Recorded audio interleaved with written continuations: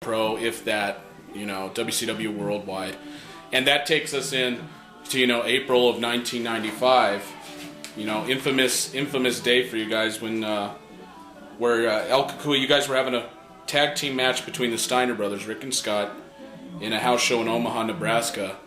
And that was the infamous spot where Rick was doing a belly-to-belly suplex of you, and he botched it, broke your back. What was going on through that? You said the thing that pissed me off the most about it. The Steiners came in, and they were okay trained. They trained Kevin Sullivan. They were working with, the varsity club, and all this shit going on at that time. And by this time, Scott was a rampant anabolic steroid user, man. Yeah. Rick, even though they portrayed him to be a fucking idiot on TV, he was smart. And we said, Rick, I understand you weren't trained very well. I understand you're a collegiate wrestler. But you can't fuck this up, man. It's gotta look good for the crowd because you're gonna hurt me or you're gonna hurt yourself. And this motherfucker would just go in there, bark like a fucking dog, and he'd just be like his fucking, like he was back in high school in a fucking wrestling match, like he was out there to win, like he'd lose it. At this time, I think him and his brother were both sharing the same needle, if you know what I mean. So, their minds weren't where they needed to be. And I said, okay, we did this spot 3-4 times because we want this to be a good match for this crowd. Next thing you know, grab me, belly to belly suplex, flip me backwards. This shit was funny, man. The thing about it is when he flipped me backwards, he's supposed to unclasp, right? He kept it clasped. Boom! Wrenched my back. Not only did his knuckles go into my spine, but when he wrenched it, it tweaked some of my ribs connected to my spine. You almost broke this pendejo's neck right here, man. This shit was... I look back at it now, it's real fucking funny, you think about it, Steiner and his fucking... and his fucking headgear so he wouldn't bite off his fucking ear, right? But, I was really pissed off because they almost killed my friend, they almost killed my brother right here, man. And they took you guys then off TV. Didn't really have anything for you. They didn't, because you guys were a package together. Yeah. So even our contracts were packaged. They were not separate. We were one entity. Bischoff notify you personally? What happened there?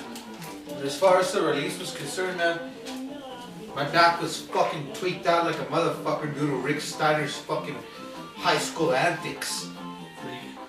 So what happened was, since I was rehabbing my back, paving the way to come back for a big return. And I get a fax saying you've been released from your contract. There was a clause in my contract that I didn't see or my lawyers didn't see. Both of us, because we are one unit, saying you were released from your contract with no further pay. With our dick in our hands, rehabbing our back, no further revenue coming in. Not even for the action figures that we were making. Yeah, we were lower than the ice in the peace trough at the stadium where we used to wrestle. That's how low we felt. We were ice piss, man. So after a few couple months there, Vince McMahon hired you guys on, not as wrestlers, but road agents in 1997. And, there's rumors that you guys didn't have what they called, normal road agent duties. What were some of your duties back then? Well, taking out the trash. Literally taking out the trash. We're not talking about the pinche Val Venus, we're talking about the fucking trash from the plate that Val Venus was eating up. It was real bad times, man. Real bad times. I had to oil up fucking Kurgan from the oddities, man. That was my fucking job. And I do it with my mask on. You know how disgraceful that is? Hey, what the biggest fucking disgrace is? We were back in shape. We were ready to go. We were scheduled to be, the original characters that came out, the Druids. we were coming out with The Undertaker. You know, he said, you know, I want you druids, so I'm gonna have the druids take off their face. I'm gonna have the druids take off their mask, and it's gonna be you. It's gonna be El Cucuy, El Guapo de Chicharron. It's not gonna be Novianos, it's gonna be you because everybody remembers you. And we're gonna come out, Next thing we know, we get some bleach blonde faggots in Edge and Christian, who pretty much ripped off all of our styles to be without the mask. And you know, you got Gangrel in there doing this little scary vampire thing, you know. So It's fucking chupacabra shit. Vince made a decision, you know, we were marketable at that time, so instead of giving the fans what they want, like he should be doing, he did what he wanted, what he thought was best for the business. And I think about a week after that is when he promoted his daughter. What the fuck is that all about? So you guys didn't have.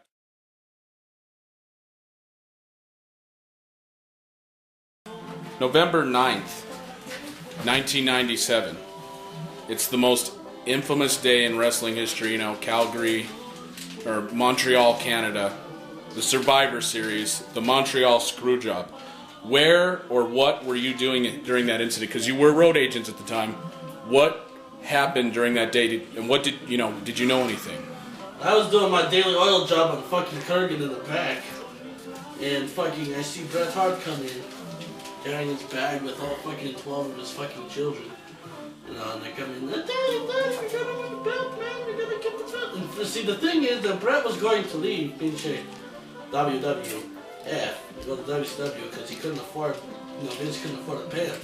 You know, he couldn't fucking pay us, look at my fucking job.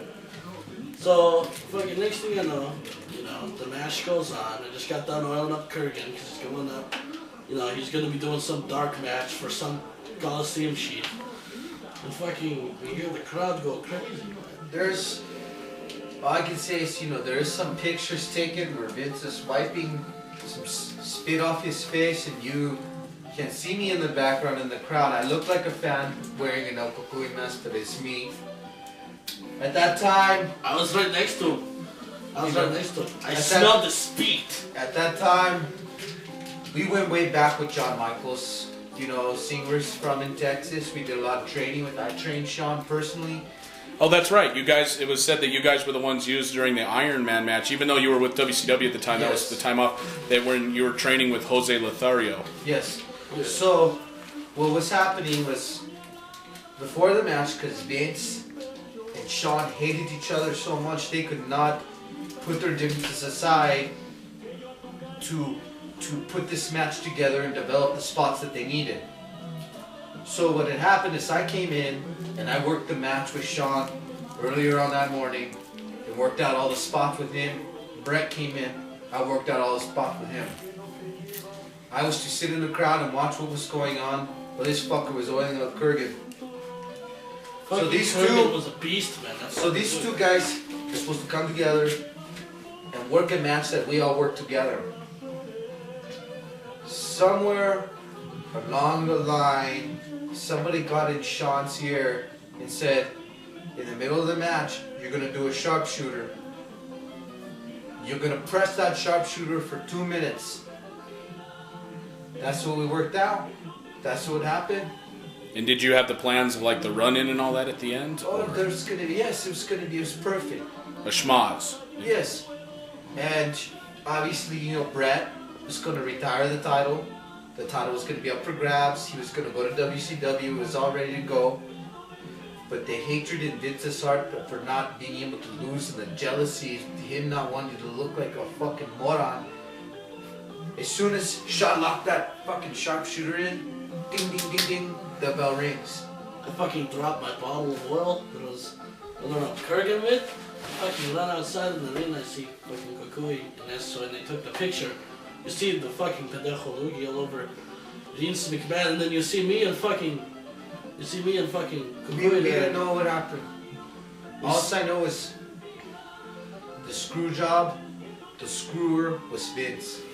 So what was the environment backstage after this and around that time? Pure chaos. Mm-hmm. Nobody trusts nobody. Nobody knows what happened. They didn't even trust us. I couldn't well Kurgan that no more. Nobody trusts nobody. Nobody. All we did was take out trash. carry a fucking